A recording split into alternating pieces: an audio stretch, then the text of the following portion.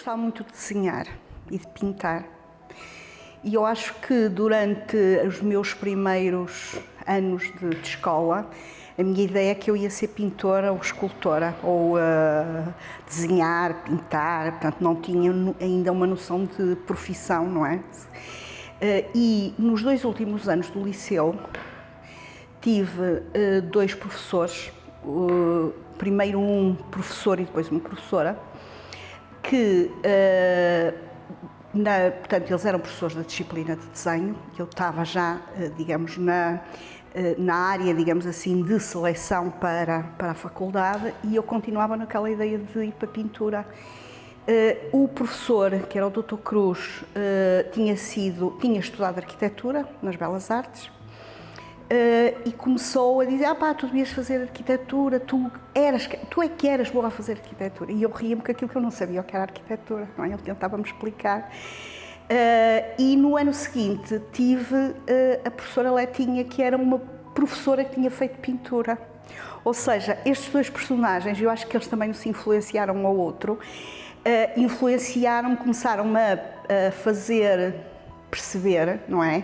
Que aquilo que eu fazia de melhor, aquilo que eu gostava de fazer, era realmente aquilo que eles achavam que era arquitetura, que eu não fazia a mínima ideia, não é? E, portanto, num certo sentido, foi a influência destes professores que me fez, por um lado, perceber o que é que isso era, mais ou menos, não é? E dirigir-me para essa área disciplinar e portanto, sem outra escolha. Portanto, eu, de facto, tomei a decisão nessa altura de fazer arquitetura e portanto, nada me moveu.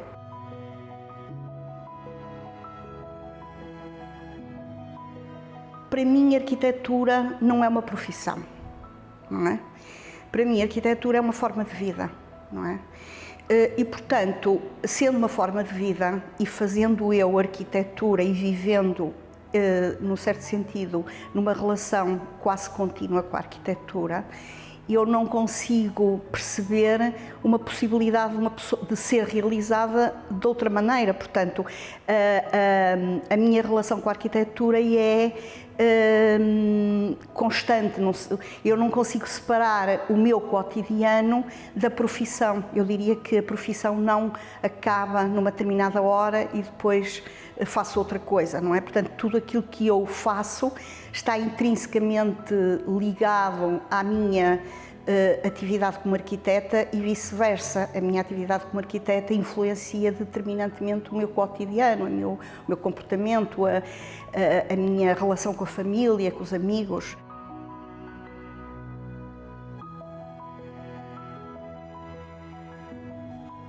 A maior dificuldade é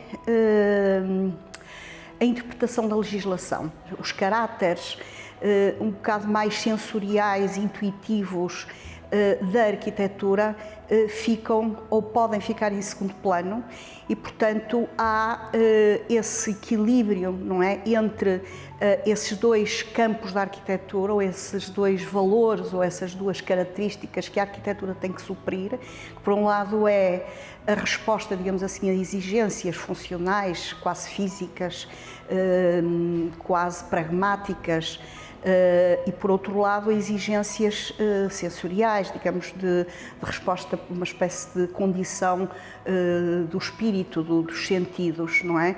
Que com a legislação excessivamente redutora ou até excessiva e muitas vezes até contraditória dificulta, cria, digamos assim, um exercício às vezes exaustivo, ou não exaustivo, cansativo, não é?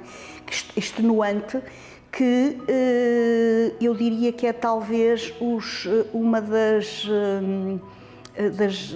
dificuldades maiores que se colocam hoje à produção da arquitetura.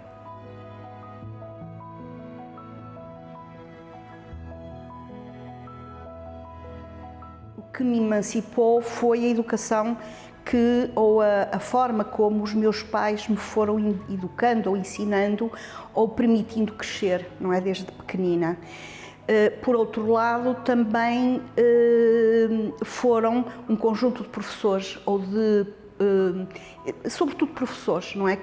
Com que me fui cruzando ao longo da minha formação e não só no liceu, também no liceu, mas sobretudo naquele ambiente das belas artes que, num certo sentido, havia uma grande proximidade entre professores e alunos, ou entre alunos e professores, não é? E, sobretudo, uma relação de diálogo que muitas vezes se estendia para fora da escola, da aula, da sala, num certo sentido, e eu diria que esses valores de igualdade, não é? De um conceito de igualdade, são alguma coisa que fazem parte, digamos assim, quase do meu ADN, não é? O conhecimento, o saber é tão importante como a força bruta, não é?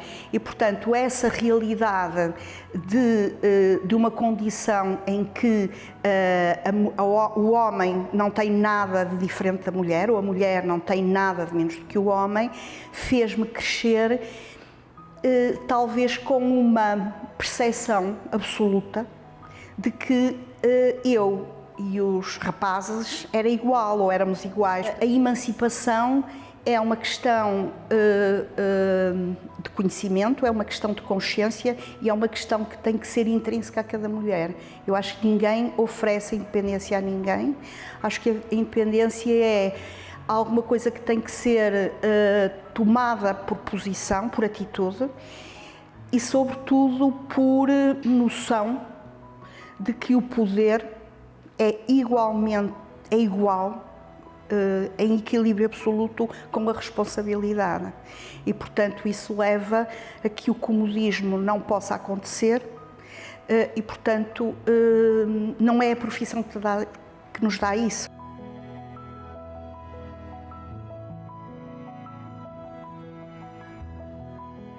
Aconteceram alguns episódios simpáticos, num certo sentido, para eu não dizer ridículos, não é? Em que eu, por exemplo, estava em algumas reuniões, eu e o arquiteto Canatá, portanto, nós somos, por coincidência, um homem e uma mulher, portanto, a trabalhar em conjunto, desde sempre, e que estamos em reuniões com algum homem e que o homem, na reunião, olha exclusivamente para o arquiteto Canatá. E, portanto, não foi uma vez, nem duas, e às vezes até com alguns comentários.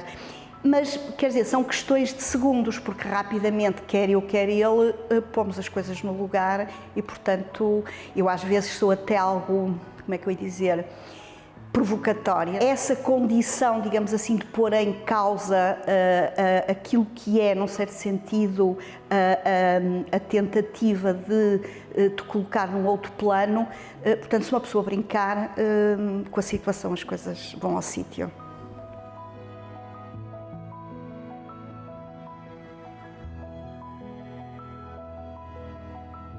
O episódio mais marcante que me recordo, não é? E que, num certo sentido, me ensinou imenso, ou me ajudou de uma forma muito, digamos assim, determinada para todo o meu futuro, foi a minha primeira ida a uma obra. Foi em Itália, nós estávamos a fazer um conjunto de 17 fogos, eram edifícios de cooperativa habitação social, e fomos à obra. Eu estava a fazer, nessa altura, o estágio, era estagiária, era muito novinha, tinha um ar ainda de miúda, não é? De catraia, e tinha os cabelos um bocado compridos, não tão compridos como agora, escuros, e fui à obra e o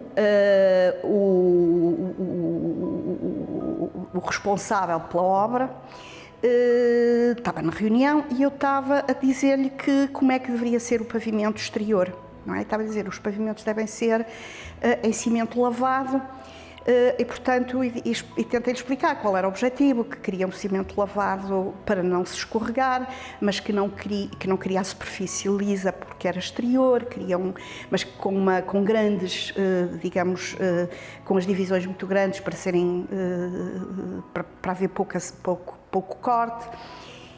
E ele olha para mim assim com aquele ar de idoso, não é? Portanto, uma pessoa que já estava quase estava nos 60 anos, mas 50 e tal, olha para mim assim de alto, não é? E diz assim, pá, isso é impossível, isso não se pode fazer. Assim com um ar de quem sabia tudo.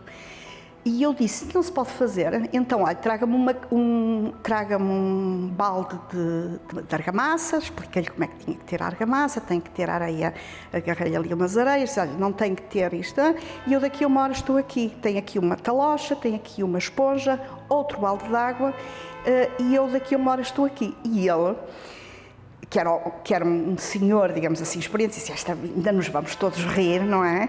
Eu, passado uma hora, cheguei, o arquiteto alinhou, o arquiteto Canatá, que era mais velho do que eu, não discutiu absolutamente nada. Cheguei, disse, agora vai estender aqui no chão, da maneira que eu estou a dizer, nivela tudo, põe um nível. Eles começaram. E eu daqui a 30 minutos estou aqui outra vez, porque isto vai secar um bocadinho.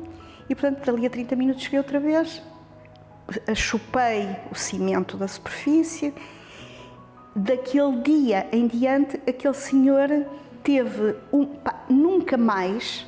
Portanto, é claro que eu percebi naquela altura que se eu não fizesse, se eu não aguentasse a tensão, digamos assim, não percebes nada, não é? É claro que eu podia não perceber.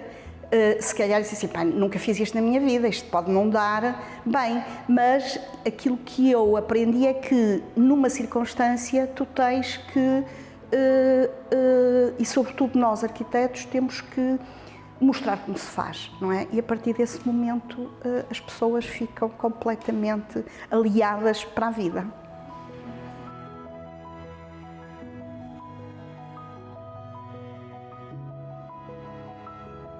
A arquitetura hoje está num momento de viragem fantástica, não é? Portanto, eu tenho pena de não estar neste momento a acabar o curso de arquitetura.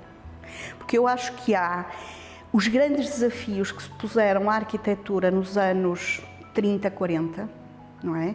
Em que a arquitetura teve que responder a mudanças tecnológicas e sociais brutais, não é? Em que incorporou da técnica e das ciências de outras disciplinas muita informação para responder a uma qualidade de vida, um conforto que na altura a arquitetura desse período não conseguia cumprir. Esse desafio, não é, que provocou digamos assim, uma experimentação e, por outro lado, um avanço brutal na produção da arquitetura, na construção de cidades novas, na habitação, nas tipologias industriais, não é? Nos sistemas construtivos, na linguagem da arquitetura.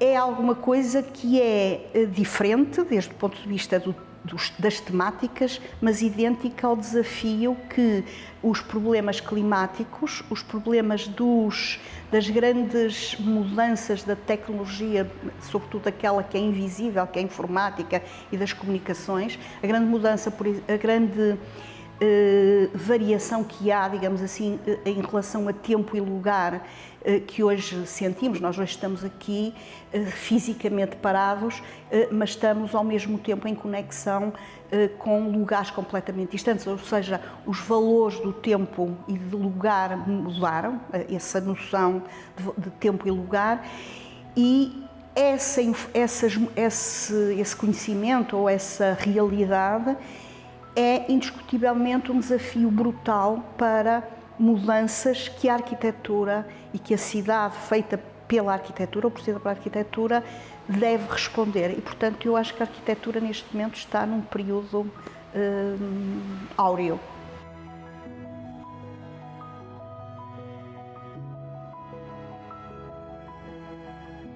Não devia ser necessário, não é?